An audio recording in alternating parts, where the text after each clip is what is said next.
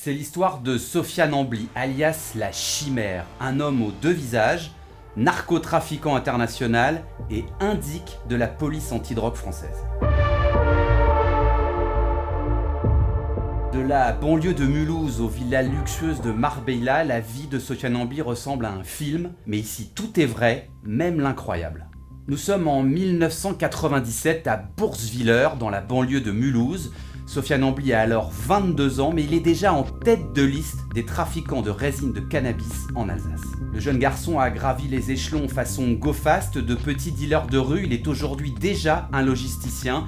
Il connaît tous les rouages, les producteurs marocains, les intermédiaires espagnols. Il sait déjà que pour devenir gros, il faut maîtriser toute la chaîne. Lorsque les gendarmes viennent interpeller Sofiane Ambli, il a déjà pris la poudre d'escampette, il a quitté l'Alsace, le froid, il est au soleil, en cavale, à Marbella, l'Eldorado des grandes fortunes, mais aussi l'Eldorado des grands voleurs. À Marbella, il y a le ciel, le soleil et la mer comme dans la chanson, mais c'est surtout l'endroit idéal pour contrôler les arrivées de résine de cannabis en provenance du Maroc. Il y en a chaque semaine des tonnes qui déferlent sur les plages par bateau. Sofiane Ambli est aux premières loges. Ses affaires prospèrent, il investit ses millions dans l'immobilier et dans le commerce de voitures de luxe. Mais la cavale dorée de Sofiane Ambli prend fin. Il est arrêté, rapatrié en France et incarcéré dans les prisons alsaciennes. Sofiane Ambli arrive sous bonne escorte sur les quelques mètres qui le séparent de la maison d'arrêt. Comme le veut la procédure, le juge des libertés le placera en détention, clôturant ainsi le premier chapitre de cette enquête à multiples tiroirs. En août 2003, il se blesse au poignet en prison, il est transporté à l'hôpital avec escorte pour être radiographié. Et là, pendant le transport, coup de théâtre, un homme seul à moto attaque le convoi. Il menace les policiers avec une arme, Sofiane Ambli s'évade à l'arrière de la moto, il disparaît, direction l'Espagne. Il fait alors l'objet d'un mandat d'arrêt international, mais cela ne l'empêche nullement de continuer ses affaires. Son business est tellement juteux que les autorités espagnoles vont s'intéresser à lui. Ça s'appelle le dossier Baleine Blanche. El caso Ballena Blanca. El caso Ballena Blanca. La operación Ballena Blanca que investiga el presunto blanqueo de más de 250 millones de euros en Marbella. C'est l'une des plus grosses affaires de blanchiment qui ait jamais été traitée en Espagne. Le nom de Sofiane Ambli y apparaît comme un investisseur immobilier dans des affaires louches, toujours à Marbella. 2009, le vent tourne pour Sofiane Ambli, c'est la fin de partie pour lui. Il est arrêté à nouveau par les policiers espagnols en possession d'un faux passeport. Chez lui, dans sa villa, les policiers vont saisir 210 000 € en liquide. Il est incarcéré dans une prison de Madrid.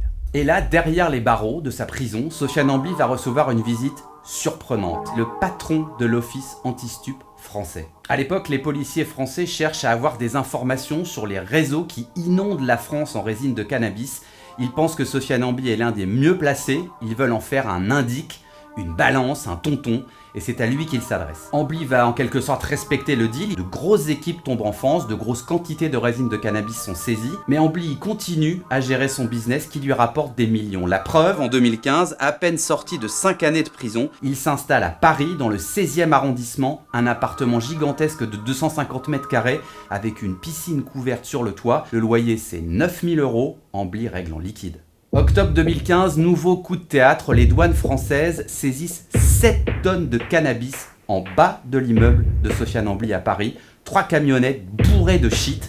Il part une nouvelle fois en cavale, laissant éclater derrière lui un vaste scandale. Tous ces petits arrangements avec la police française s'étalent à la une des journaux. Le patron de l'office anti-stup saute, il est viré, limogé. Et Sofiane Ambli, lui, sera arrêté quelques semaines plus tard en Belgique. Il sera transféré en France par hélicoptère.